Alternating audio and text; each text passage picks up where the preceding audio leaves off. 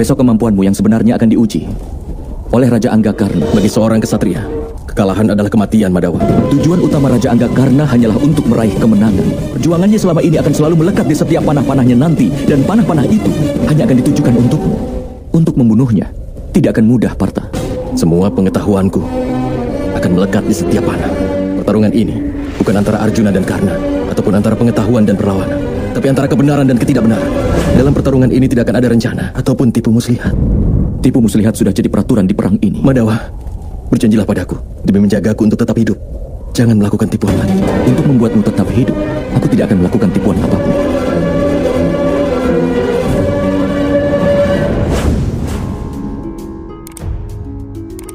Kita lanjut lagi di alur cerita Mahabharata ketika di hari ke-17 pertempuran Baratayuda, Raja Angga karena datang menantang Arjuna di medan perang. Setelah gugurnya Bhisma dan Guru Drona, Raja Angga karena maju sebagai Panglima Perang Kurawa menghadapi Pandawa.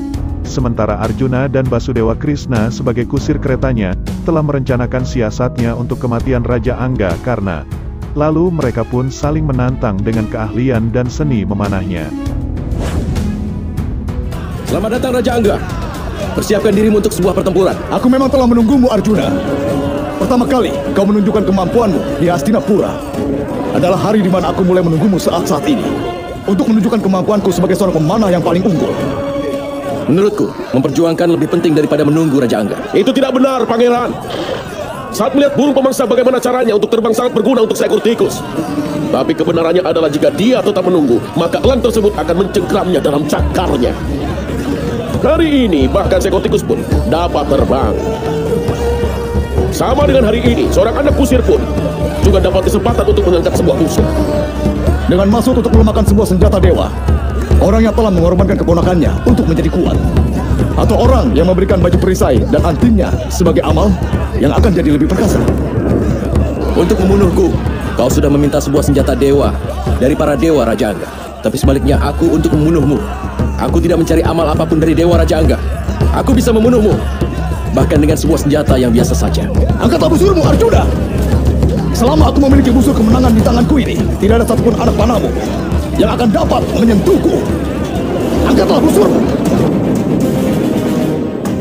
Karna dan Arjuna pun saling menyerang dengan kekuatan seni memanahnya. Arjuna dengan busur gandiwanya memberikan serangan pada Karna yang dapat diatasi dengan mudah oleh busurnya. Lalu Karna pun meremehkan busur gandiwa Arjuna yang merupakan senjata pemberian Dewa Agni. Melemparkan air ke matahari tidak akan bisa memadamkannya. Mainanmu itu tidak akan pernah bisa mengalahkanku. Gunakanlah sebuah senjata dewa, Arjuna.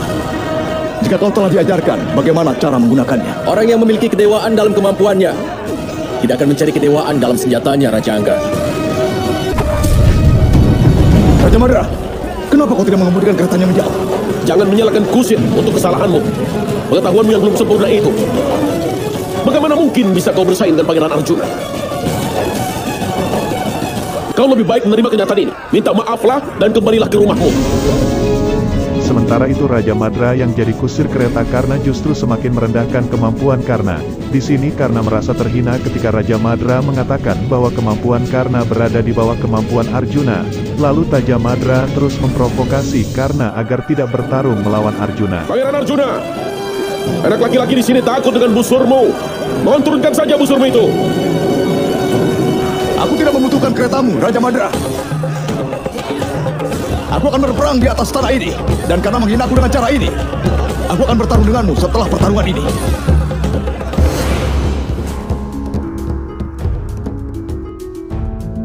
Kemudian Karna pun memilih turun dari keretanya, dan menantang Arjuna agar bertempur di atas tanah Kurusetra. Namun Basudewa Krishna melarang Arjuna untuk turun dari keretanya. Lalu Krishna pun meremehkan tantangan Karna tersebut tidak seharusnya dituruti oleh Arjuna sebab Karna dianggap telah mendapatkan perlindungannya. Hal itu membuat Duryudana semakin murka dan menginginkan agar Karna segera menghabisi Arjuna dengan panah taksaka. Jangan turun dari keretamu, Raja Angga. Aku tidak akan menyerang kesatria yang di tanah sedang aku di atas kereta. Kalau begitu turunlah, Arjuna. Jangan, Partha. Raja Angga telah turun dari keretanya. Itu artinya, dia telah menerima perlindunganmu. Dia sudah tidak memiliki keberanian untuk bertarung lagi. Untuk bertarung dengannya sekarang, tidak berguna. Kembalilah ke keretamu, Raja Angga. Selama kau masih berdiri di atas tanah, aku tidak akan pernah menyerang. Aku tidak akan melakukan serangan balik padamu. Temanku Karna, Kenapa kau turun dari kereta? Teman kita telah menerima perlindungannya, Pangeran. Diam kau, Raja Madra. Arjuna tentu saja akan tetap hidup, Pangeran. Temanmu ini tidak akan bisa membunuhnya. Panggillah Taksaka sekarang, Raja Angga. Kalahkan Arjuna. Itu tidak perlu, Raja Gandhara. Aku dapat menghabisi Arjuna tanpa bantuan dari Taksaka. Tapi kami sekarang tidak tertarik untuk menonton keberanianmu, Raja Angga. Kami hanya ingin melihat kematian Arjuna sekarang. Raja Gandhara. Temanku, habisilah Arjuna sekarang juga. Aku ingin menghabisi Arjuna dengan senjata dan kemampuanku, bukan dengan tipuan. Aku memerintahkanmu saat ini, kembalilah ke keretamu. Dan dengan senjata Taksaka Raja Ular, habisi Arjuna.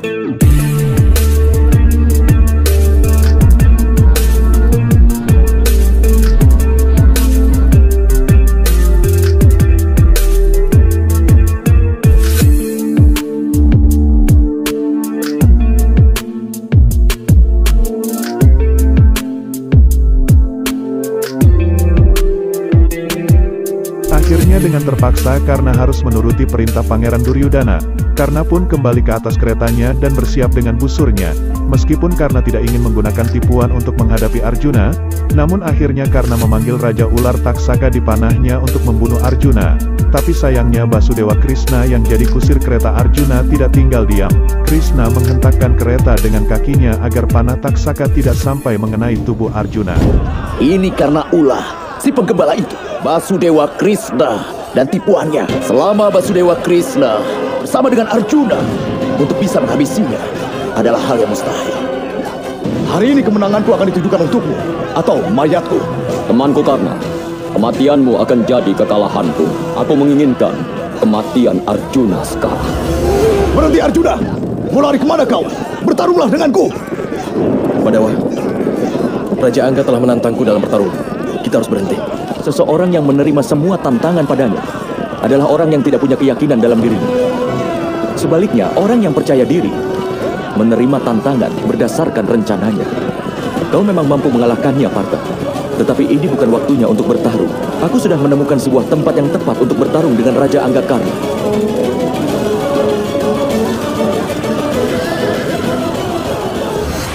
Setelah tidak berhasil menghabisi Arjuna dengan panah Taksaka, Raja Angga Karna menjadi semakin emosi. Sementara Krishna dengan siasatnya terus mengendarai keretanya menjauh dan meninggalkan Karna. Di sini bisa kita lihat bahwa kecerdasan Krishna seolah-olah melarikan diri dari medan pertempuran. Namun Krishna sejatinya telah mempersiapkan sebuah rencana agar Arjuna bisa mengalahkan Karna di perang yang penuh dengan tipuan ini. Dan lari dari hadapan lawan adalah strategi perang Basudewa Krishna.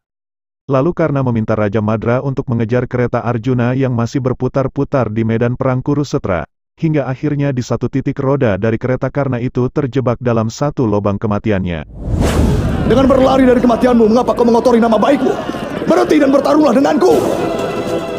Padawa, pasti Kurawa akan memberitahukan pada semua orang bahwa aku, Arjuna, lari dari medan pertempurannya.